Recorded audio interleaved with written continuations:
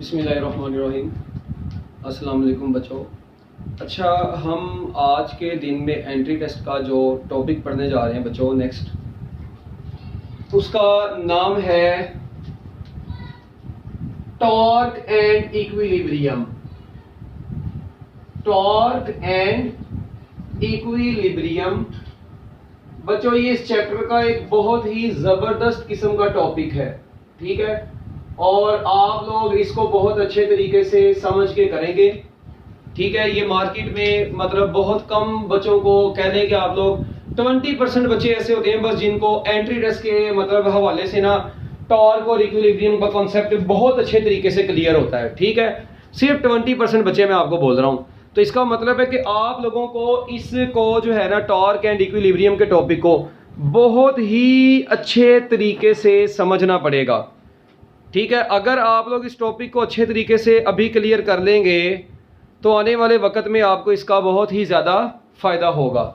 तो बच्चों, टाइम ज़ाया किए बगैर हम लोग इस टॉपिक को स्टार्ट करते हैं। सबसे पहले तो देखें, बात हो रही है टॉर्क की, ठीक है। अब टॉर्क होता क्या है, ठीक है, इससे तो आप लोग वाकिफ हैं ऑलरेडी, माशाल्लाह आप लोगों ने अपनी एफएससी में पढ़ा हुआ है। देखें, टॉर्क जो होता है ना, कहा जाता है it is cross product of position vector and applied force, R cross F. बचपन में पढ़ा हुआ है आप लोगों ने, cross product of position vector and applied force, ठीक है जी, ये इसकी वेक्टर फॉर्म है। और उसके बाद आप लोगों ने दूसरी बच्चों इसके बारे में बात पढ़ी हुई है, इसी को मैं torque is equal to R F sine theta भी लिख सकता हूं मैग्नीट्यूड फॉर्म में, ठीक है। ऐसे ही है ना, जब मैग्नीट्यूड फॉर्म में भी तो इसको ऐसे लिख सकते हैं, जबकि वेक्टर फॉर्म में टॉर्क को हम लोग फर्दर ऐसे भी लिखते हैं, अगर आपको याद हो, आर एफ साइन थीटा और साथ में यूनिट वेक्टर आता है। अब ये जो यूनिट वेक्टर होता है टॉर्क के फार्मूले में, ये यूनिट वेक्टर ये किसको शो करता है, ये शो करता है जी unit vector is always directed along axis of rotation. बच्चों, ये हमेशा किसके अलोंग होता है, एक्सिस ऑफ रोटेशन के अलोंग होता है। ये वो बातें जो आप लोगों ने अपनी एफएससी में पढ़ी हुई हैं, ठीक है, इनमें कोई मुश्किल चीज नहीं अभी मैंने बताई। उसके बाद आपको पता है कि अगर इस फार्मूले में थीटा 0 डिग्री हो जाए और अगर इस फार्मूले में बच्चों थीटा 90 डिग्री हो जाए, हाँ जी, अगर थीटा 0 डिग्री होगा तो R F sine 0 degree, sine 0 degree 0, so torque is 0। जबकि अगर थीटा 90 डिग्री हो गया, R F sine 90 degree, sine 90 degree is 1, so torque is equal to R F. It mean, और यहां पर थीटा क्या चीज है बच्चों, ये भी आपको पता है कि इस फार्मूले में थीटा क्या चीज है, angle between R and F होता है। पोजीशन वेक्टर और फोर्स के दरमियान में जो एंगल होता है बच्चों, ये वो थीटा एंगल होता है, ठीक है। अच्छा, और अब अगर फोर्स और पोजीशन वेक्टर के दरमियान में थीटा 0 डिग्री होगा तो टॉर्क 0 होगा, थीटा 90 डिग्री होगा तो टॉर्क मैक्सिमम होगा। इट मींस टॉर्क मैक्सिमम उस वक्त होगा, इसका मतलब है ये मैक्सिमम टॉर्क है। और ये जो 0 है इसको क्या बोल देंगे, इस 0 को क्या बोल देंगे बच्चों, minimum torque. So torque will B minimum when angle between force and position vector is 0 degree. Torque will B maximum when angle between force and position vector is 90 degree. उसके बाद आप लोगों को पता है बच्चों, इसका मतलब टॉर्क का जो जनरल फार्मूला बन गया आर एफ, या इसको एल एफ भी बोलते हैं। अब इस फार्मूले में आर या जो एल होता है बच्चों, ये मूवमेंट आर्म होता है। ये जो होता है यहां पर, ये क्या होता है, मूवमेंट आर्म होता है। इसका मतलब टॉर्क के ये वाले फार्मूले में आर क्या था बच्चों, इस फार्मूले में आर था पोजीशन वेक्टर। तो याद रखना, वेक्टर फॉर्म में आर पोजीशन वेक्टर शो होता है, मगर मैग्नीट्यूड फॉर्म में आर या एल जो होता है वो मूवमेंट आर्म के बराबर होता है, ठीक है। So product of applied force and movement arm is also equal to torque. तो ये बहुत इंपॉर्टेंट चीज है। उसके बाद एसआई यूनिट्स की अगर बात करें बच्चों, टॉर्क का जो एसआई यूनिट होता है वो आपको पता होना चाहिए, न्यूटन मीटर होता है, ठीक है जी। And it is not equal to joule, इसको जॉउल नहीं बोलते, ठीक है। और अगर इसके बेस यूनिट्स की बात करें, ठीक है जी, तो SI base unit of torque, ठीक है बच्चों, बेस यूनिट में जो टॉर्क होगा वो किलोग्राम मीटर स्क्वायर पर स्क्वायर सेकंड हो जाएगा। बिल्कुल बचपन वाली बातें ये भी आपकी, ठीक है। अभी तक मैंने बच्चों कोई ऐसी मुश्किल बात नहीं की जो बात आपको कंफ्यूज करती हो, ठीक है, बिल्कुल सिंपल सिंपल बातें की हैं। अब एक बात और सुने, इसका मतलब है अगर आप लोगों से पूछा जाए in the formula torque is equal to R cross F, R is position vector movement arm, तो आंसर होगा ओनली पोजीशन वेक्टर। अच्छा अगर पूछे जाए in the formula torque is equal to R F या एल एफ, हियर आर या L is वो movement arm है, यानी मैग्नीट्यूड फॉर्म में मूवमेंट आर्म है, इस फॉर्म में मैग्नीट्यूड फॉर्म में आर मूवमेंट आर्म है, वेक्टर फॉर्म में आर को पोजीशन वेक्टर बोलेंगे। ठीक हो गया। अच्छा उसके बाद आपको यह भी पता होना चाहिए कि जितने भी टॉर्क जो होता है ना, टॉर्क ये क्लॉकवाइज भी हो सकता है और एंटी क्लॉकवाइज भी हो सकता है। तो clockwise torque are taken as negative and anti clockwise torque are taken as positive. ये भी कन्वेंशन है, याद रखना है बच्चों। Clockwise torque are taken as negative and anti clockwise torque are taken as positive. ठीक है, ये कन्वेंशन है टॉर्क्स के बारे में कि क्लॉकवाइज टॉर्क और एंटी क्लॉकवाइज टॉर्क। उसके बाद याद एक बात और याद रखनी है आप लोगों ने, it produces angular acceleration in the body. किसी बॉडी में रोटेशन प्रोड्यूस करवाता है ना बच्चों ये, तो मैं कहूंगा it produces angular acceleration in the body. ये बॉडी में क्या प्रोड्यूस करवाता है? Angular acceleration. दूसरा मैं इसके बारे में लिख सकता हूं, it is rotational analogous of force. It is rotational analogous of force. Rotational analogous का मतलब होता है मिलती जुलती शक्ल, रोटेशनल का मतलब रोटेशन मोशन में। तो बच्चों याद रखना है टॉर्क रोटेशनल मोशन में जो होता है फोर्स की एनालोगस फॉर्म है, मिलती जुलती शक्ल है रोटेशनल मोशन में। याद रखना है जिस तरह देखें फोर्स होती है ना F is equal to ma, इसी तरह बच्चों टॉर्क इज इक्वल टू होता है I अल्फा। तो यहां से एक चीज क्लियर हो रही है कि force produces linear acceleration in the body but torque produces angular acceleration in the body. ठीक है। उसके बाद if omega is constant, omega constant से मुराद है यूनिफॉर्म एंगुलर वेलोसिटी। तो बच्चों मुझे बताओ अगर बॉडी यूनिफॉर्म एंगुलर वेलोसिटी से रोटेट करेगी, हाँ जी, तो बच्चों यूनिफॉर्म एंगुलर वेलोसिटी के केस में अल्फा क्या हो जाएगा? जीरो। जब बॉडी यूनिफॉर्म एंगुलर वेलोसिटी से रोटेट करती है तो एंगुलर एक्सेलरेशन जीरो होगा और टॉर्क भी क्या होगा? जीरो होगा। ठीक है, तो लो ये भी आप लोगों को बात पता होनी चाहिए।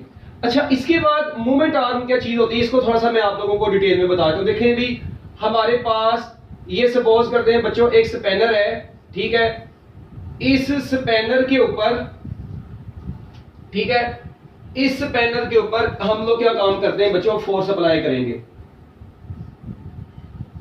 ये लें ऐसे, दिस इज अ स्पैनर और इधर हम लोगों ने एक नट को टाइट करने के लिए रख दिया ऐसे।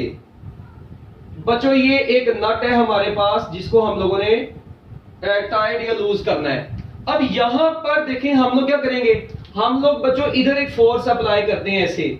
हम लोग जिस लाइन के ऊपर फोर्स अप्लाई करते हैं ना बच्चों, इस लाइन को बोलते हैं line of action of force, line of action of force. और बच्चों ये वाली लाइन जो इसके एक्सिस में से पास करती है बच्चों, इसका नाम होता है एक्सिस ऑफ रोटेशन। इसे क्या बोलते हैं? Axis of rotation. अच्छा अब ये जो अप्लाइड फोर्स है आपकी, ये फोर्स और इसके दरमियान में ये पिवट पॉइंट है ना, यहां पर ये जो सेंटर इसका होगा ये पिवट होगा ये वाला। तो बच्चों फोर्स और पोजीशन वेक्टर, फोर्स और पिवट के या एक्सिस ऑफ रोटेशन के दरमियान में जो परपेंडिकुलर डिस्टेंस होता है, this distance is known as movement arm.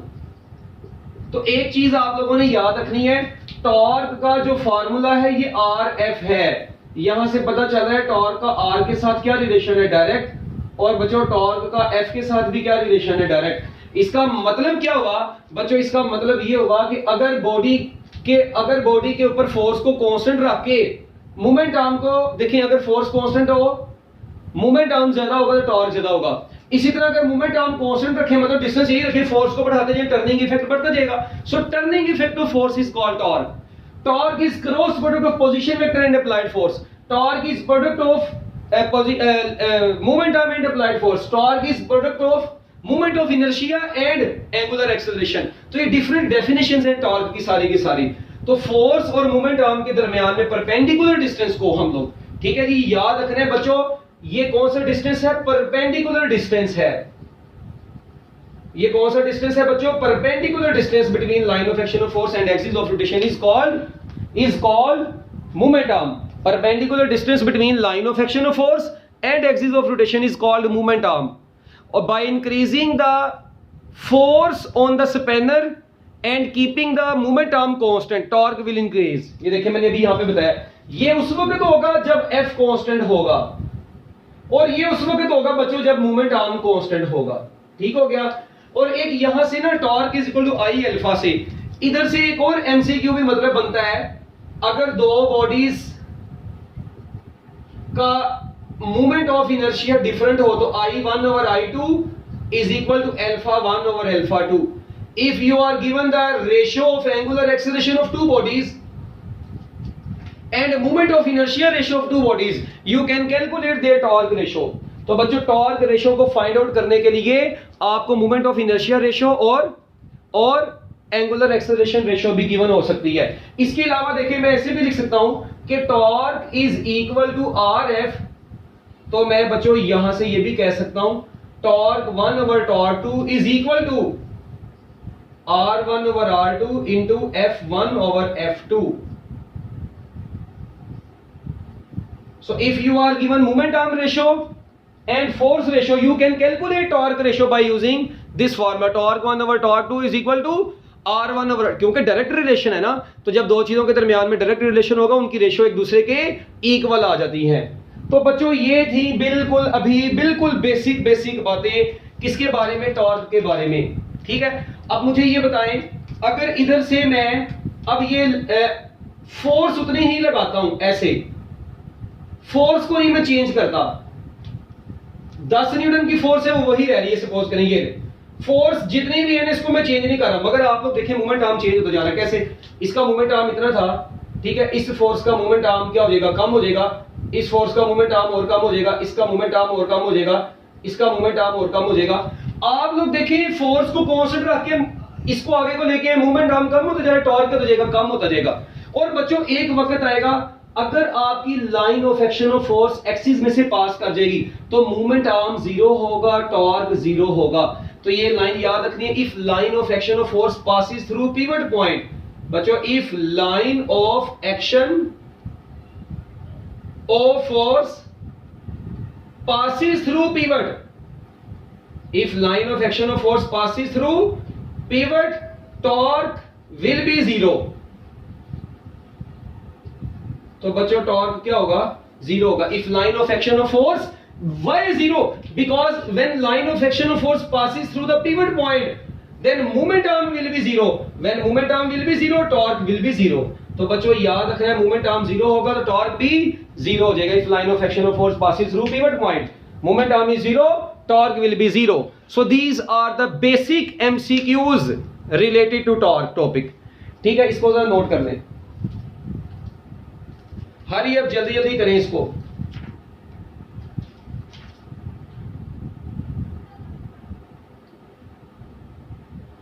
Torque का दूसरा नाम आपको पता है? Torque is also known as movement of force. ठीक है, टॉर्क का बच्चों दूसरा नाम क्या है? It is also known as movement of force. Torque को मूवमेंट ऑफ फोर्स भी बोला जाता है. ठीक है, इसको जल्दी जरा नोट कर लें. और ये बात आप लोगों ने ना, बल्कि मैंने नोट करें फिर बताता हूं. अब डिफरेंट केसेस में हम लोग टॉर्क कैलकुलेट करेंगे.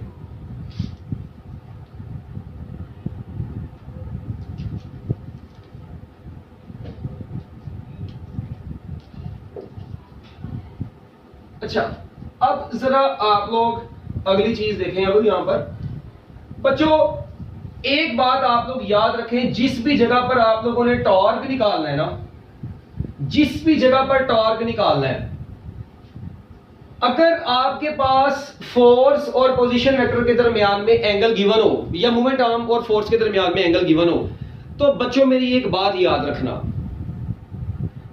आप लोग हमेशा R और F में से किसी एक के परपेंडिकुलर कंपोनेंट को दूसरे के साथ मल्टीप्लाई करवाते हैं. जरा सुनना इधर, मैं थोड़ी सी अजीब बात बोल दी है मगर कोई बात नहीं, इंपॉर्टेंट बात बोल दी है.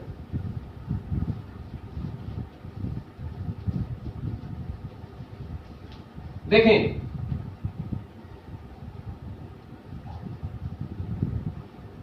अगर मैं आप लोगों को ये कहता हूं कि हमारे पास ना बच्चों यहां पर टॉर्क का फार्मूला क्या आप लोगों ने पढ़ा बच्चों? आप लोगों ने टॉर्क का फार्मूला पढ़ा हुआ है आर एफ साइन थीटा।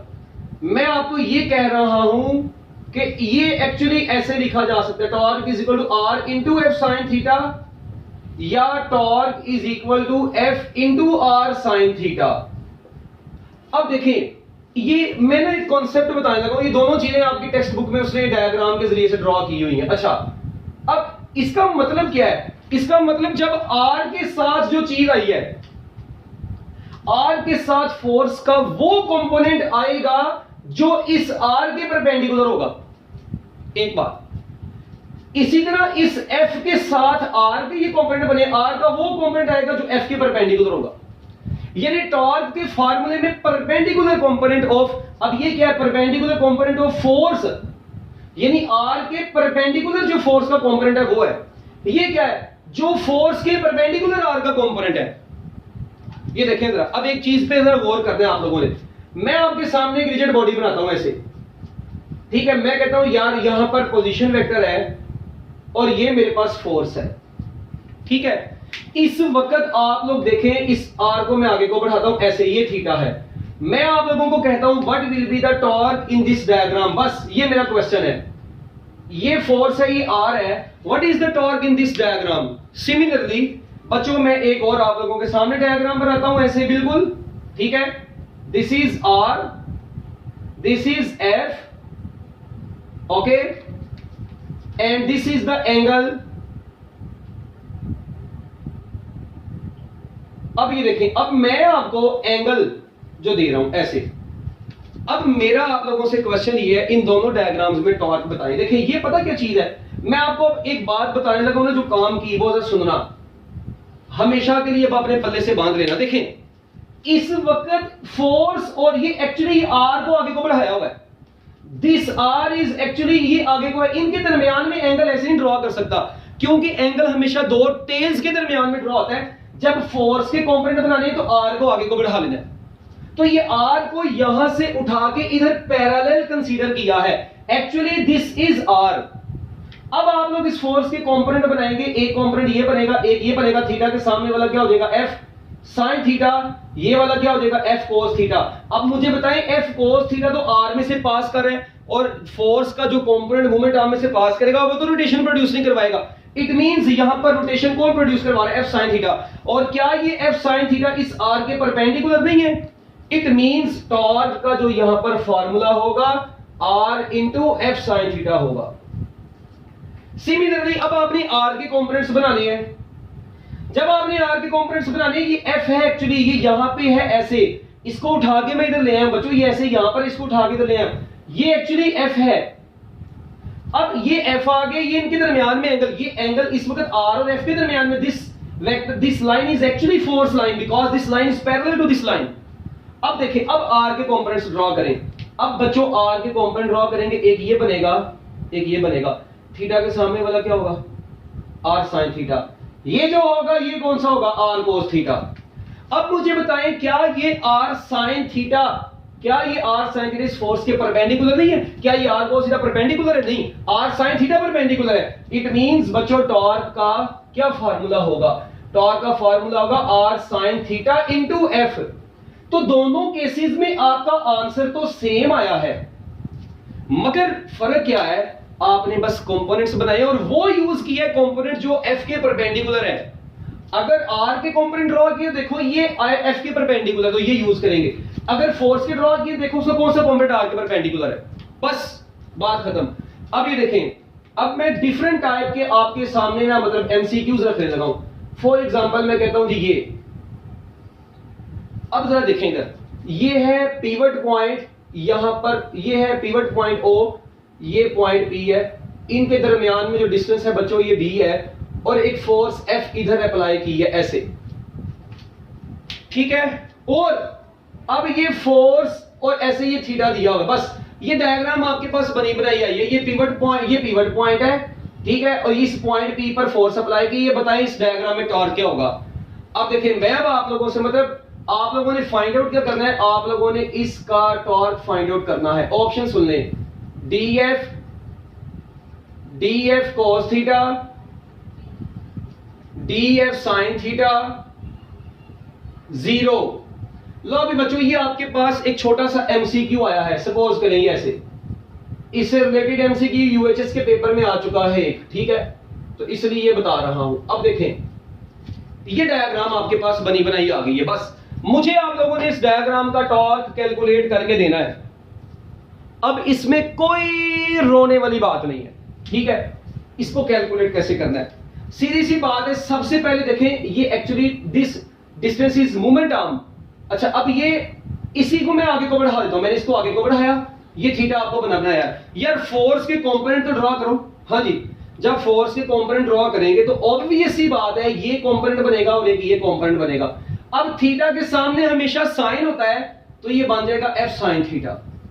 ये क्या बन जाएगा, एफ कोस थीटा, ठीक है। ये क्वेश्चन था, तो बताइए इस वक्त इस डी के परपेंडिकुलर कौन है, इस डी के परपेंडिकुलर एफ साइन थीटा है। इट मींस कौन मल्टीप्लाई होगा, तो torque is equal to D F sine theta आ जाएगा, बात खत्म। अच्छा अगर इसी से रिलेटेड एक और एमसीक्यू आप लोगों से पूछा जाए, यही एमसीक्यू की ऑप्शंस हैं same, D F cos theta, D F sine theta और 0, यही ऑप्शंस है। मगर अब एमसीक्यू कुछ ऐसे है, डायग्राम भी सेम है, this is pivot, this is the point P, this is the force F, but know the theta is this, ये बच्चों अब ये है थीटा आप लोगों के पास इस वक्त। बताएं इस क्वेश्चन में आप लोगों ने अब क्या बताना है, व्हाट इज टॉर्क। अब देखें अब क्या काम होगा यार, अब भाई थीटा ये इस थीटा के साथ, इस थीटा के हिसाब से फोर्स का एक कंपोनेंट थीटा के सामने वाला ये एफ साइन थीटा बनेगा और ये वाला कंपोनेंट एफ कोस थीटा बनेगा। अब बच्चों मुझे ये बताओ क्या ये एफ कोस थीटा इस डी के, ये डिस्टेंस डी है, क्या इस डी के परपेंडिकुलर ये एफ कोस थीटा नहीं है, तो इसी का आंसर क्या बन जाएगा, डी एफ कोस थीटा बन जाएगा। इसका मतलब ये हुआ कि अगर आप लोग एंगल को चेंज कर देंगे तो टॉर्क भी चेंज हो जाएगा। ये था भी बच्चों एक बड़ा जबरदस्त किस्म का कॉन्सेप्ट जो कि आप लोगों के सामने अब मुकम्मल तौर पे आ गया है, ठीक है। अच्छा इसी तरह बच्चों अगर मैं अब आप लोगों के सामने एक ये वाला एमसीक्यू रखता हूं, अब देखें जरा, अभी कितनी फोर्सेस थी, एक फोर्स। अच्छा अब एक चीज याद रखनी है, two equal and opposite forces acting on a body forms couple. Two equal and opposite forces acting on a body forms a couple. और बच्चों इस कपल को भी टॉर्क से ही रिप्रेजेंट करते हैं। इसकी निशानी क्या होगी, जिस जगह पर भी कपल होगा, two equal but opposite forces, two equal but opposite forces, चलो ऐसे लिख लें, टू इक्वल हो but opposite forces acting on a body forms a couple, ठीक है। टॉर्क ये कैसे, इसका कॉन्सेप्ट अब आप लोगों ने सुना है। देखें अगर बच्चों मैं आप लोगों को ये कहता हूं कि मेरे पास ना एक ये बॉडी है इस वक्त, ठीक है, इसके ऊपर एक फोर्स इधर से लगी F1, ये इसका सेंटर है, पिवट है ये, ठीक है। ये एक फोर्स बच्चों इधर से लगी F2, क्या ये दोनों फोर्सेस इक्वल हैं? अच्छा मैं F1 यानी ये भी F है, F2 ये भी F है।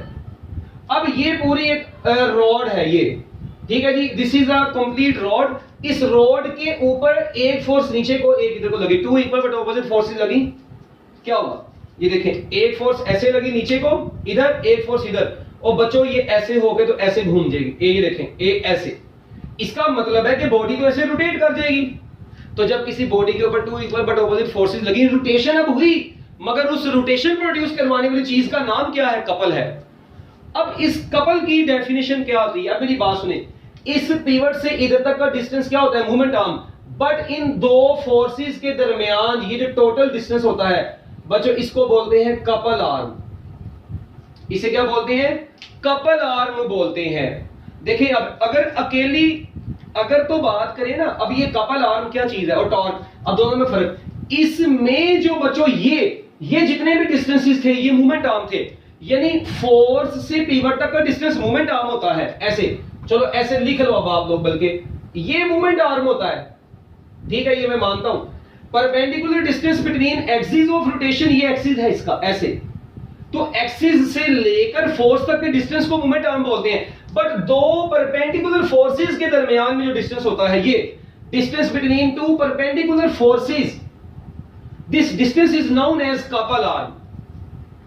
ओके भाई, तो अब जब टॉर्क निकालते हैं तो मूवमेंट आर्म यूज करते हैं। ये किसके लिए यूज हुआ करेगा? अकेले टॉर्क के लिए मूवमेंट आर्म। और जब बच्चों बात करेंगे ना कपल की, चप्पल की, तो इस चप्पल के लिए कपल आर्म यूज होगा। ओ भाई ठीक है, वेरी वेरी इंपॉर्टेंट कॉन्सेप्ट्स। और अभी तो ये पार्टी शुरू हुई है टॉर्क वाली, ठीक है। अब जरा एक बात आप लोग जरा गौर से देखें, अगर मैं इसको इरेज करता हूं, ठीक है, ये डायग्राम को मैं इरेज कर रहा हूं। अब मैं आप लोगों को ये कहता हूं यार कि इस वक्त आप लोगों ने मुझे ये बताना है कि बताएं भाई, ये 5 न्यूटन की फोर्स इधर लगी, ठीक है, 5 न्यूटन की फोर्स इधर लगी, ओके, और ये जो रॉड है ये, ठीक है, ये टोटल, अब ये जो डिस्टेंस है बच्चों, मैं आपको कहता हूं ये 2 मीटर है, ये भी 2 मीटर है। बताएं इस डायग्राम में टॉर्क कैसा होगा, कितना होगा? क्या करेंगे यार, क्या दो इक्वल बट ऑपोजिट फोर्सेस हैं? यस। तो बच्चों जब दो इक्वल बट ऑपोजिट फोर्सेस होती हैं तो टॉर्क का फार्मूला क्या होता है? कपल होगा। तो कपल का फार्मूला क्या होगा? कपल आर्म इनटू फोर्स, क्योंकि फोर्सेस सेम है तो एक फोर्स। तो चले भी कपल आर्म कितना होगा? 2 + 2 टोटल डिस्टेंस इनके दरमियान, और फोर्स कितनी है? 5। तो बच्चों 4 × 5 आंसर कितना आ गया? 20 न्यूटन मीटर। लो भाई, ये देखें ये कौन सी डायरेक्शन होगी? ऐसे, ये इधर को लेके आ रही है, इधर को, ये ऐसे ऐसे बॉडी को रोटेट करवा रही है। तो बच्चों ये डायरेक्शन होगी 20 newton metre anti clockwise. This is your answer. Okay बच्चों, अगर कुछ इस तरीके से होता आपके सामने, अब जरा सुने, यही रॉड है, ये 2 मीटर है, ये 2 मीटर है, ठीक है, this is 5 Newton and this is 10 Newton. What will be the torque in this question? हाँ जी, अब आप लोगों ने बताना है टॉर्क कितना होगा। अब मेरी बात सुने, अब अक्सर बच्चों के दिमागात में ये सवाल आता है कि सर जी वही 2 + 2 और उसके बाद 10 + 5। नहीं, याद रखना है ये तो कपल से रिलेटेड सवाल था, मगर बच्चों इधर कपल नाम की चीज नहीं है। दो फोर्सेस ऑपोजिट तो है मगर इक्वल नहीं है। मैंने क्या डेफिनेशन लिखवाई थी? 2 equal but opposite forces. It means अब ये कपल वाला क्वेश्चन नहीं है। अब इधर दो फोर्सेस आ गई हैं, इसको F1 का नाम देंगे, इसको F2 का नाम देंगे। 2 forces not of equal magnitude, तो कपल नहीं है यहां पर। अब क्या होगा बच्चों? अब होगा, देखें मुझे ये बताएं, अब दोनों के टॉर्क्स का सम होगा यहां पर। अब इस बॉडी के ऊपर, क्योंकि तमाम टॉर्क सेम डायरेक्शन में अप्लाई हो रहे हैं, देखें ये किस डायरेक्शन में बॉडी को लेके जा रहा है? Anti clockwise. ये भी किस डायरेक्शन में लेके आ रहा है? Anti clockwise. और एंटी क्लॉकवाइज टॉर्क दोनों पॉजिटिव होते हैं, इसलिए मैं टॉर्क को यहां पर पॉजिटिव दूंगा। अब देखें टॉर्क 1 कितना निकलेगा? टॉर्क का फार्मूला होता है RF। इसकी फोर्स कितनी है? 5। इसका डिस्टेंस कितना है पिवट से? 2 प्लस इसकी फोर्स कितनी है? 10। इसका पिवट से डिस्टेंस कितना है? 2। तो बच्चों आंसर कितना आ जाएगा? ये मेरा ख्याल है आंसर आ जाएगा 10 + 20 which is equal to 30 newton metre. और ये 30 न्यूटन मीटर एंटी क्लॉकवाइज। तो आई थिंक अब आप लोगों ने देख रही है, दो फोर्सेस इक्वल बट ऑपोजिट हो तो फिर ऐसे। लो जी, अब एक बात और, अब आप लोग जरा यहां पर मुझे एक चीज और बताएंगे, एक कॉन्सेप्ट और बताएंगे। अगर आप लोगों से मैं ये पूछ लूं बच्चों कि अगर अब माहौल कुछ ऐसा हो, ये देखिएगा जरा, बड़ा इंटरेस्टिंग है। ए ऐसे आपने सबसे पहले देखना है कि सवाल कपल से रिलेटेड है या नहीं। ये देखें, अब ये नेक्स्ट क्वेश्चन अब आपका आ गया। मैं आपको कहता हूं यार एक फोर्स इधर एक्ट की ऐसे 5 न्यूटन, एक फोर्स इधर एक्ट की ऐसे 5 न्यूटन, चलो, और ये डिस्टेंस मैं आपको कहता हूं यार ये भी 2 मीटर है, ये भी 2 मीटर है। What is the torque acting on this system? पहले बताएं क्या ये सवाल कपल से रिलेटेड है? आप लोग इधर लिखें कपल और उसके ऊपर लगा दें कांटा कि नहीं भाई ये तो सवाल कपल वाला है ही नहीं है, ये तो सवाल में कपल आर्म यूज ही नहीं होना कहीं पर। तो लो भाई, एक तो ये बात डन होगी कि हमारा ये क्वेश्चन कपल से रिलेटेड नहीं है, ठीक है। अच्छा, फिर क्या ये वाला टॉर्क ऐसे बॉडी को इधर को लेके आ रहा है? क्या ये वाला टॉर्क बॉडी को इधर को लेके आएगा ऐसे? ये बताएं कौन सी रोटेशन प्रोड्यूस करवा रहा है? ये इस वक्त एंटी क्लॉकवाइज टॉर्क प्रोड्यूस करवा रहा है, ये इस वक्त क्लॉकवाइज टॉर्क प्रोड्यूस करवा रहा है। तो बच्चों, किसी भी बॉडी के ऊपर जो टोटल टॉर्क एक्ट करेगा वो टॉर्क 1 प्लस टॉर्क 2 होगा। एक टॉर्क क्लॉकवाइज है, दूसरा एंटी क्लॉकवाइज है। अच्छा, ये वाला देते हैं टॉर्क 1, इसको 1 कह देते हैं। ये आएगा 5 × 2, हाँ जी, एंटी क्लॉकवाइज है तो बच्चों ये होगा पॉजिटिव। मतलब मैं इसको ऐसे लिखूंगा, डायरेक्ट मैं लिखता हूं, ये देखें, प्लस 5 × 2 10 न्यूटन मीटर, ये ले। उसके बाद ये प्लस, अब इधर ये वाला टॉर्क क्या होगा? 5 × 2 तो होगा 10, तो होगा 10 न्यूटन मीटर बच्चों, बट ये 10 न्यूटन मीटर नेगेटिव होगा क्योंकि क्लॉकवाइज है। तो 10 newton metre minus 10 newton metre which is equal to 0। So torque acting on this body is 0। बात खत्म। अच्छा, अब अगर बच्चों मैं आप लोगों को एमसीक्यू ये वाला दे दूं ऐसे, ये देखें, ये शीशा है एक, ठीक है। इस शीशे में अब एक फोर्स इधर लगी 5 न्यूटन की, ठीक है, एक इधर से लगी, ठीक है, 5 न्यूटन की। This total distance is 1 metre. What will be the torque? पहले तो बताएं कपल है ये? Yes it is couple, yes, 2 equal but opposite forces हैं। तो बच्चों बस बात खत्म। Torque is equal to 5 × 1, 5 newton metre. हाँ जी, किस डायरेक्शन में होगा? क्लॉकवाइज या anti clockwise? Anti clockwise. So this is your final answer. बच्चों ये थी कुछ बातें जो कि आप लोगों को बिल्कुल बेसिक पता होनी चाहिए। अच्छा, अब ना एक रिपीटर जो बच्चे होते हैं उनको ना कई चीजों में एक बड़ी परेशानी है। कैसे? ये देखना जरा, इनको दौरा पड़ जाता है घरों में बैठे हुए, जब ये इस तरह का कोई सवाल देख लेते हैं ऐसे। लेट मी से बच्चों, मैं आपको कहता हूं जी, सपोज करते हैं हमारे पास ये जो दो फोर्सेस एक्ट कर रही हैं, this is 2 newton force, this is 2 newton force, this is angle 30 degree, this angle is also 30 degree and the whole length of the rod is 1 metre. ये ले ऐसे, मतलब ये एक रॉड है ऐसे, और इस रोड के ऊपर ना बच्चों आप लोगों ने, ये इसकी टोटल लेंथ 1 मीटर है, और ऐसे 30 डिग्री के एंगल पर, यहां पे 30 डिग्री के एंगल पर, यहां पर ऐसे 2 इक्वल बट ऑपोजिट फोर्सेस लगाई हैं। सबसे पहले कपल वाला क्वेश्चन है ये, आप लोग कहेंगे yes 2 equal but opposite forces है, ओके। क्या इनके दरमियान में एंगल 90 डिग्री है? नहीं। इट मींस इस एंगल का बड़ा रोल होगा। अब हम लोग क्या काम करेंगे बच्चों, पहले इसको परपेंडिकुलर कंपोनेंट्स में ड्रॉ करेंगे ऐसे। थीटा के सामने वाला कंपोनेंट ये होगा इस 1 मीटर वाले का, यानी ये मूवमेंट आर्म है ना, 1 मीटर मूवमेंट आर्म है। इट मींस ये बन जाएगा, इसको मैं अगर L बोल दूं ऐसे, तो ये बन जाएगा L sin 30 डिग्री, और बच्चों ये बन जाएगा L cos 30 डिग्री।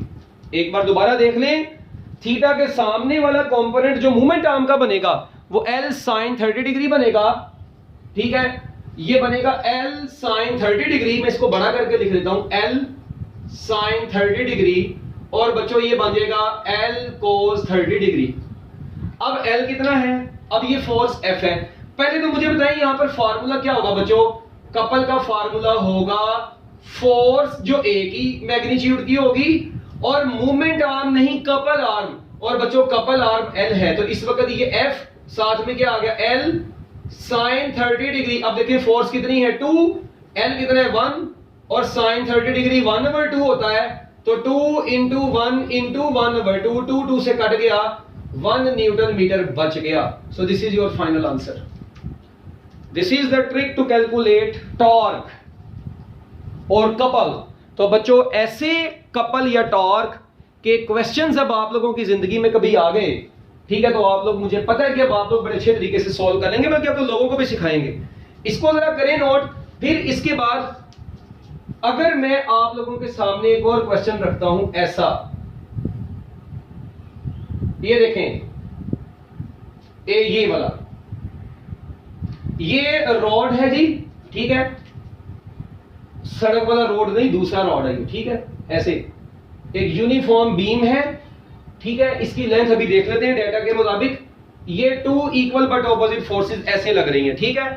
एक फोर्स है 8 न्यूटन की, ये भी फोर्स है 8 न्यूटन की, 2 equal but opposite forces are acting, ठीक है जी।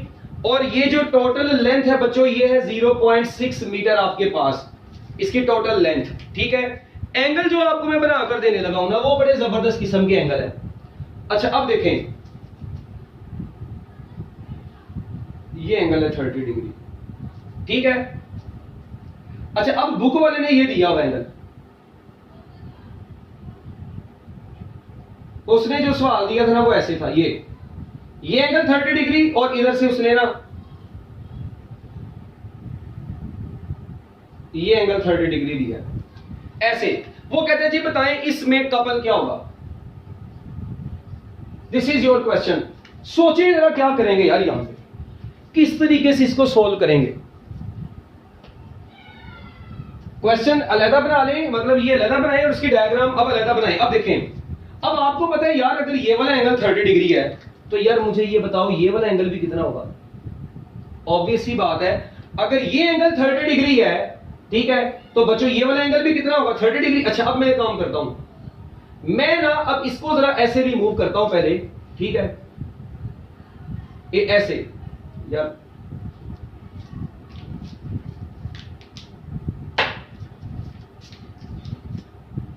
ये देखें ऐसे। अगर ये एंगल 30 डिग्री था, तो बच्चों ये भी कितना है 30 डिग्री। एक बात तो ये डन होगी, इस साइड पे निकाल लेते हैं ना हम। अब बच्चों मुझे ये बताएं, ये 8 न्यूटन फोर्स है, तो चलो भी इसके रेक्टेंगुलर कंपोनेंट्स ड्रॉ करना जरा ऐसे। बच्चों इसकी जब रेक्टेंगुलर कंपोनेंट ड्रॉ करेंगे, थीटा के सामने वाला, ये फोर्स के ड्रॉ कर रहे हैं, तो ये बन जाएगा 8 sin 30 डिग्री। कितना बन जाएगा 8 sin 30 डिग्री। और यार इधर से भी आप लोग इसको आगे को बढ़ाएं, इधर एंगल कितना बनेगा 30 डिग्री, यहां से भी निकाल ले बेशक आप लोग, ये सामने वाला कितना आएगा 8 sin 30 डिग्री। इट मींस आप फोर्स इधर से निकाल लेंगे, इधर से बात एक ही आ रही है। अब देखें क्या ये दो इक्वल फोर्सेस नहीं, ये 8 sin 30, ये भी 8 sin 30, ये 0.6 इस रॉड के परपेंडिकुलर है। This force and this force are perpendicular to this movement arm. So what will be the movement arm, कह रहा हूं कपल आर्म। सो बच्चों यहां पर टॉर्क बराबर होगा 0.6 यानी L into force 8 sin 30 degree. बच्चों sin 30 1/2 होता है, तो 0.6 इंटू 4, तो आंसर आ जाएगा 2.4 न्यूटन मीटर।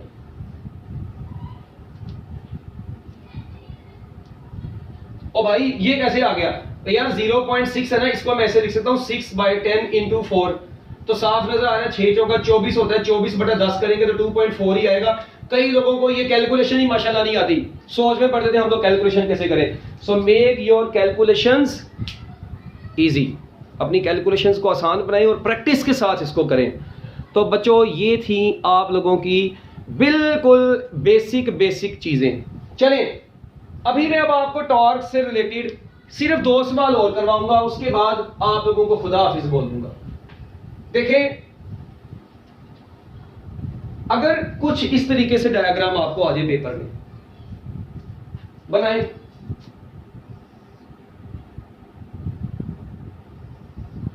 ये आपका क्वेश्चन है अब, ठीक है जी।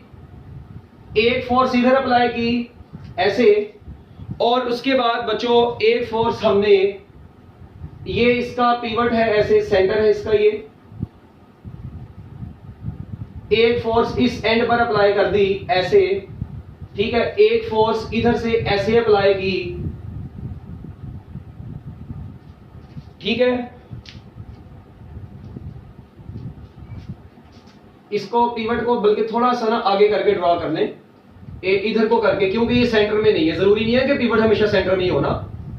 अच्छा, यहां पर है कहीं पर ये पिवट, ठीक है। अब ये जो फोर्सेस की वैल्यू आपको दी गई है,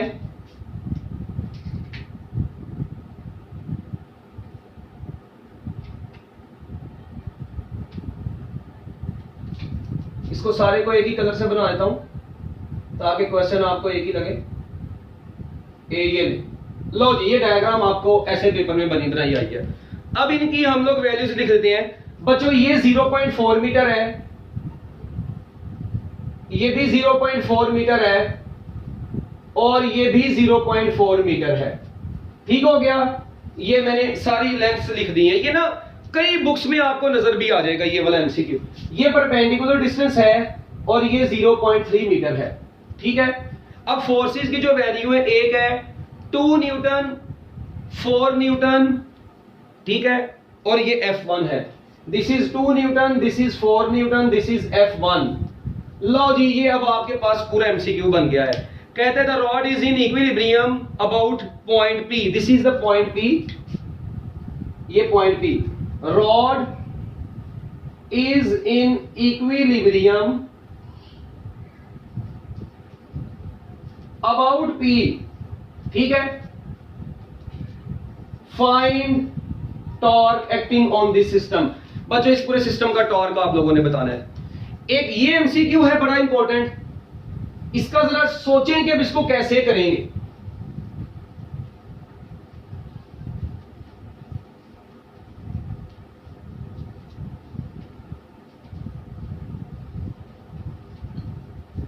ठीक है, एक ये, एक और एमसीक्यू मैं लिख देता हूं, ठीक है, उसके बाद हम लोग इन दोनों को सॉल्व करते हैं इकट्ठे। चलो बल्कि पहले इसको करते हैं। देखें क्या करेंगे यार, यहां पर ये F1 है, ये 4 न्यूटन है, ये 2 न्यूटन है। हाँ जी, अब मैंने आपको बताया था कि देखें भाई, ये वाला जो टॉर्क होंगे ना दोनों बॉडी को, ये लेके आएंगे एंटी क्लॉकवाइज, ये लेके आएगा क्लॉकवाइज। तो आप लोगों को ये पता होना चाहिए sum of clockwise torque, sum of clockwise torque is equal to sum of anti-clockwise torque. This is known as principle of movements. बच्चों, इसको बोलते हैं प्रिंसिपल ऑफ मूवमेंट, कि sum of clockwise torque sum of anti clockwise torque के बराबर होता है। ये ए लेवल के से रिलेटेड मतलब है, ये ए लेवल की बुक में लिखा हुआ है कि sum of clockwise torque is equal to sum of anti clockwise torque. बच्चों बताएं इस वक्त ये कौन सा टॉर्क है? This is clockwise and this is, these are anti clockwise torque. तो चले, क्लॉकवाइज टॉर्क ये है, इसका डिस्टेंस कितना है फोर्स का पिवट से, तो 0.4 इंटू F1 बन गया, इज इक्वल टू, बच्चों इसका डिस्टेंस कितना है पिवट से, 2 वाली का, तो ये 2 वाली का है 0.4 प्लस 0.4, 0.4 प्लस 0.4 प्लस इसका कितना है, इस 4 वाले का पिवट से डिस्टेंस 0.3 है। ऐसे ये डिस्टेंस इसका देखो भाई, परपेंडिकुलर डिस्टेंस है, मैंने परपेंडिकुलर शो भी किया है, तो बस बात खत्म। अब ये कितना बनेगा, 0.4 F1 is equal to 2 into 0.8 plus 4 into 0.3। चले पहले ऐसे कर लें बच्चों, अब इसको खुद ही सोल्व कर लेंगे माशाल्लाह आप लोग, ठीक है। तो आप लोगों के पास जो फाइनल आंसर आएगा, देखें 8 इंटू 2 कितना होता है, यानी ये बन गया 1.6 और ये बन गया 1.2, 4 दिए 12, तो वो पॉइंट की वजह से 1.2 आ जाएगा। 0.4 F1 इज इक्वल टू, हाँ जी, इसको ऐड करेंगे ये 8 बन जाएगा, उसको ऐड करेंगे 2.8, ठीक है। तो बच्चों अब यहां से आप लोगों ने क्या निकालना है, F1 निकालना है। तो मेरा ख्याल है जी F1 बराबर आ जाएगा 2.8 ओवर 0.4, और ये जो 2.8 ओवर 0.4 है बच्चों, ये अप्रोक्सीमेटली आपका आंसर 7 न्यूटन आता है, ठीक है। ओके, देखे ना, इसको 10 कंसीडर कर लेना, और ये देखिए मैं बताऊं इसका सादा सा तरीका क्या है, 2.8 है ना ओवर 0.4, और यार आप लोग लिख रहे हैं 28/10, इसको कितना लिख रहे हैं 4/10, 10 से कट गया 28/4, 28/4 कितना होता है 7 होता है, बात खत्म। कौन से इतना टाइम लगता है, विदाउट सेकंड्स कैलकुलेशंस हो जाती हैं, ठीक है। लो अभी एनी हो, ये आपका छोटा सा एमसीक्यू था। इसके बाद लास्ट एमसीक्यू बच्चों एक और है, ठीक है। ये कंफ्यूजन होती है बच्चों के, मुझे मैसेजेस आते हैं कि सर मुझे ये एमसीक्यू सॉल्व करके बता दें, मैं फला बुक में पढ़ा, ये बुक में पढ़ा, वो बुक में पढ़ा, सारे इंडिया की बुक से उठाए होते हैं एमसीक्यू, ठीक है। चलें देखते हैं। एक ये आपके पास है, ये रॉड है, ठीक है, ये पूरी बच्चों एक रॉड है, और इस रॉड के ऊपर अब एक फोर्स इस पॉइंट पर लगी है ऐसे F1, और एक फोर्स इस पॉइंट पर लग रही है F2। ये दो फोर्सेस हैं।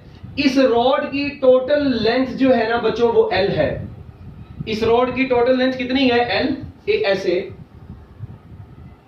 इस रॉड की टोटल लेंथ बच्चों L है, और ये जो डिस्टेंस है ना ये वाला इतना, ये उसने आपको दिया हुआ है डिस्टेंस।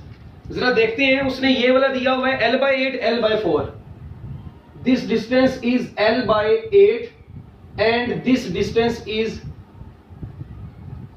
L/4। ये ऐसे पेपर में सवाल आया है, ठीक है। उसने ये सारी वैल्यूज आपको दी हैं, और एंड पर उसने क्या पूछा हुआ है, ratio of the forces F1 ratio F2 will be equal to what. लो भी बच्चों, अब ये बच्चे ना बड़े परेशान हो जाते हैं, कहते हैं ये क्या करें। ओ भाई क्या करना है, अल्लाह ताला ने आपको अकल दी है वो इस्तेमाल करनी है। ये देखें, अगर ये डिस्टेंस L है तो ये L/8 है, ठीक है। मुझे बताएं, पहले तो ये बताएं कि ये डिस्टेंस कितना होगा टोटल यहां से यहां तक। ये ऑब्वियस ही बात है ये L/2 होगा, ऑब्वियस ही बात है ये भी L/2 होगा, ठीक है, मानते हैं। अब ये L/2 है क्योंकि हाफ है ना, पिवट पॉइंट उसको डिवाइड कर देगा। अच्छा, अब ये कितना होगा, ये वाला डिस्टेंस, ये वाला डिस्टेंस बच्चों, ये डिस्टेंस कैसे निकालना है, ये डिस्टेंस कैसे निकालना है, this will be R1, this will be R2, no problem. अब मेरी एक बात सुने, इसकी टोटल लेंथ इस साइड पर देखें L/2 माइनस L/8, ये होगा आपका R1। तो बच्चों एलसीएम लें, नीचे तो 8 ही आ जाएगा, ऊपर आ जाएगा 4L माइनस L, 3L/8 आपका R1 आ गया।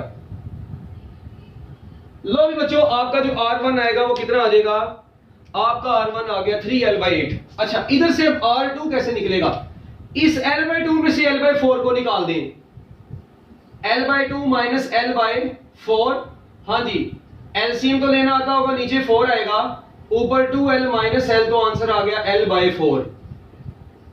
लो भी बच्चों, आपके पास R1 और R2 भी आ गया। अब मेरी एक बात सुने, क्या ये फोर्स और ये फोर्स बॉडी को इधर को लेके जाएगी, ये फोर्स बॉडी को इधर को लेके आएगी, ये क्लॉकवाइज, ये एंटी क्लॉकवाइज। तो क्या मैं यहां पर ये सीधी तरह कह सकता हूं कि sum of clockwise torque is equal to sum of anti clockwise torque. तो R1 F1 किसके बराबर आ जाएगा, R2 F2 के बराबर आ जाएगा बच्चों। R1 F1 is equal to R2, clockwise और एंटी क्लॉकवाइज टॉर्क इक्वल हो गए। अच्छा, अब F1 और F2 किसके बराबर आ जाएगा, R2 और R1 के बराबर आ जाएगा। तो बच्चों F1 और F2 किसके बराबर आएगा, R2 कितना है L/4, R1 कितना है 3L/8। तो L/4 इंटू 8/3L, ऐसे कर लें, L से कट गया, 8/12 बच गया, और इसको जब आप लोग सोल्व करते हैं तो 2/3 आपका आंसर आ जाएगा। So the ratio will be equal to 2/3। अब अक्सर बच्चे कहते हैं सर इतना लंबा एमसीक्यू पेपर में क्यों आएगा, भाई बताओ इतना लंबा एमसीक्यू पेपर में क्यों आएगा। ओ भाई ये लंबा एमसीक्यू नहीं है, ये एमसीक्यू लेंथ ही नहीं है। इस एमसीक्यू को आपने कैसे करना है, आप लोग देखें, मैंने ये सारी कैलकुलेशन आप दिमाग में कर सकते हैं, L/2 इसमें से ये निकाला, ये बच गया, ये निकाला, ये बच गया, और भाई विद इन सेकंड्स आप लोग इसको कर सकते हैं। चलो इस एमसीक्यू को माना सेकंड नहीं, आपके पास 1 मिनट लग जाएगा। तो पेपर में कई एमसीक्यूज बचते हैं आपके पास, जिनको आप लोग 1 मिनट, 1.5 मिनट, 2 मिनट भी दे सकते हैं। तो इनमें से एक आधा एमसीक्यू ऐसा भी हो सकता है जो थोड़ा सा कैलकुलेशन वाला होता है। लो बच्चों, इसको जब आपने नोट कर लेना है अब, ठीक है। उसके बाद इक्विलिब्रियम का टॉपिक बड़ा ही आसान सा टॉपिक है, इसमें कोई मुश्किल चीज नहीं है, ठीक है। हम लोग इसको ज्यादा डिटेल में तो नहीं देखेंगे, आप लोग इसको मैट्रिक में भी पढ़ सकते हैं, मैट्रिक की किताबों से ही पढ़ सकते हैं, इसमें कॉन्सेप्ट कोई नहीं है। अगर आप लोग कहें कि इसमें कॉन्सेप्ट है तो बच्चों इसमें इक्विलिब्रियम में कॉन्सेप्ट कोई नहीं है। हाँ, बुक की लाइंस हैं वो मैं आपको जरूर बताऊंगा।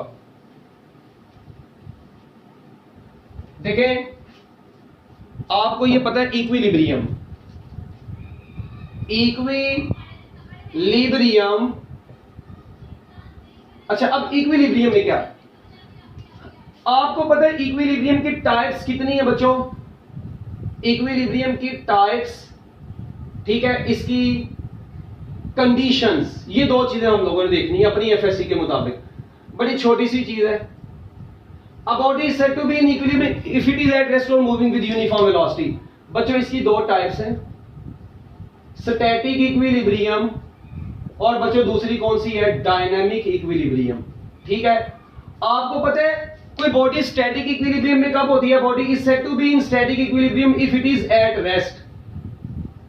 If a body is moving with uniform velocity, if a body is moving with a uniform velocity, it is said to be in dynamic equilibrium।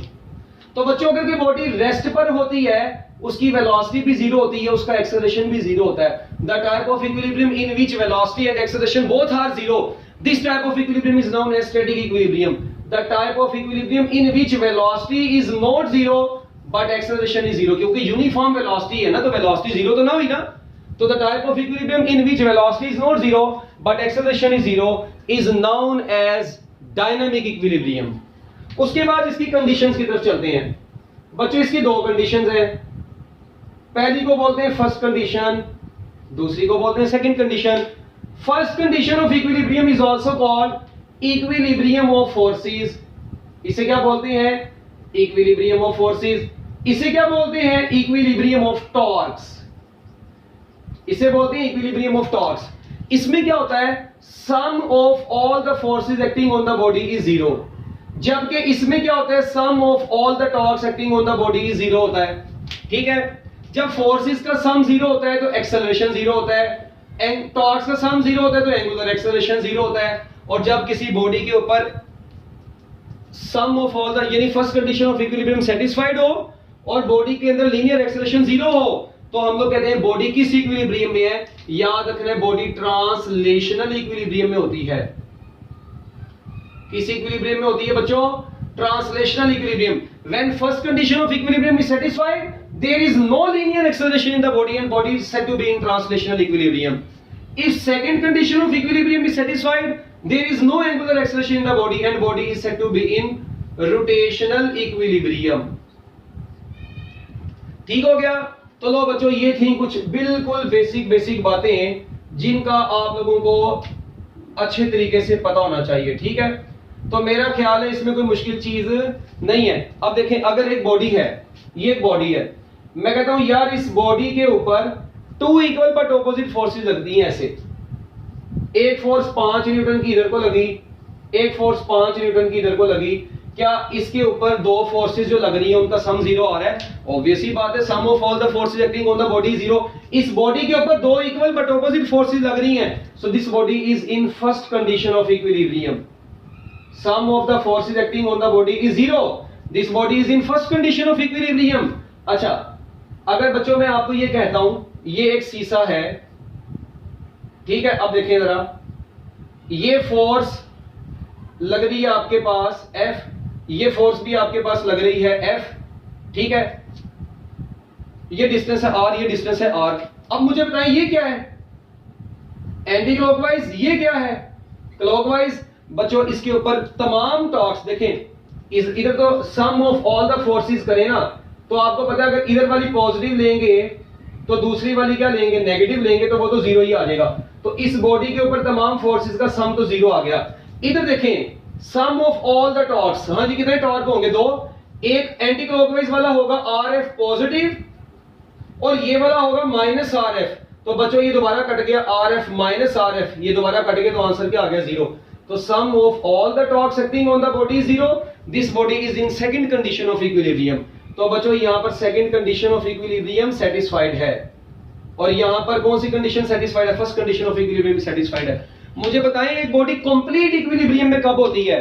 बोले, याद रखना है बच्चों, a body is said to be in complete equilibrium. एक body complete equilibrium में कब होती है? एक बॉडी कंप्लीट इक्विलिब्रियम में उस वक्त होती है जब sum of all the forces भी जीरो हो और जब sum of all the torques acting on the body भी जीरो हो, तो वो बॉडी कंप्लीट इक्विलिब्रियम में होती है। एक बात ये भी आप लोगों के सामने आ गई है।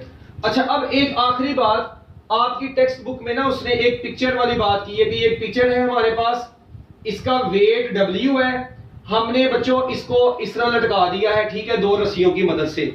अब देखें जरा, ऐसे, अब ये ऐसे इसको लटकाया हुआ है। अब ये स्ट्रिंग में टेंशन T है, इधर भी स्ट्रिंग में टेंशन T है। और यार क्या इसका क्या तरीका था?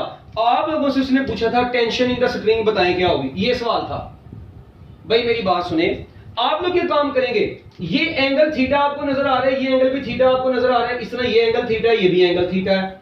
अब आप लोगों ने क्या काम करना है, यहां से इधर से ऐसे इस थीटा के सामने वाला और ये वाला एक कंपोनेंट बच्चों, अब मैं ना रेड कलर से एक कंपोनेंट इधर बनाता हूं, एक कंपोनेंट इधर बनाता हूं, ये इसका मैंने बनाया है। ये कंपोनेंट कौन सा होगा? T cos थीटा, और ये कंपोनेंट होगा T sin थीटा। ये किसके लिहाज से बनाया? इधर के इसके लिहाज से बना दिए। अच्छा, अब इसके लिहाज से बनाए, एक कंपोनेंट इधर बनेगा बच्चों, एक कंपोनेंट ऐसे इसके साथ ही इसके साथ बन जाएगा बच्चों। थीटा के सामने वाला ये ब्लू वाला क्या हो जाएगा? ये हो जाएगा T sin थीटा, और ये बन जाएगा T cos थीटा। हमने थीटा के सामने, इट मींस अब आप लोग देखें एक्स एक्सिस के अलोंग ये T cos थीटा इस T cos थीटा से तो कैंसिल हो गया है, मगर y एक्सिस के along sum of all the forces acting along y axis is zero. ये अप्लाई करें क्योंकि x एक्सिस में तो कट गई है। अब y एक्सिस के अलोंग दो फोर्सेस ऊपर को एक्ट कर रही हैं, T sin theta plus T sin theta. अगर ऊपर वाली दोनों पॉजिटिव ली है तो बच्चों नीचे वाली जो W है वो क्या लेंगे? माइनस लेंगे। तो बच्चों ये आंसर आ जाएगा 2T sin theta minus W जाके प्लस W, तो T is equal to W/2 sin theta आ जाएगा। तो T is equal to W/2 sin theta आप लोगों के पास आ गया है। So tension in the string is equal to weight over 2 sin theta. अब एक चीज आप लोगों ने जो अंडरस्टैंड करनी है यहां पर, वो क्या है? यहां से एक चीज क्लियरली नजर आ रही है कि टेंशन का sin थीटा के साथ इनवर्स रिलेशन है। इसका मतलब है bye increasing the value of theta tension in the string will decrease. तो बताएं at what angle tension will be maximum या मिनिमम?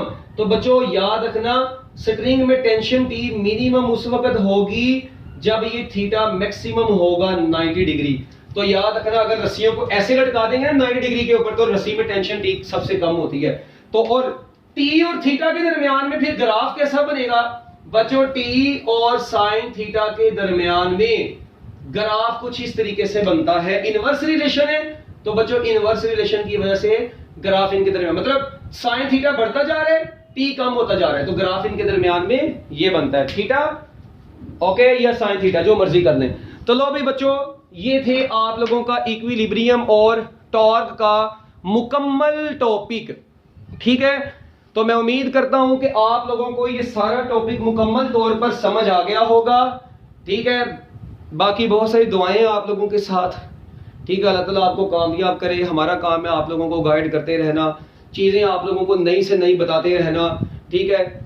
और आप लोगों का काम है कि ना पढ़ना, तो भाई मेहनत करें, घरों में बैठे हैं, पढ़ें इसको अच्छे तरीके से, लेक्चर्स को एंजॉय करें, ठीक है। अल्लाह हाफिज़।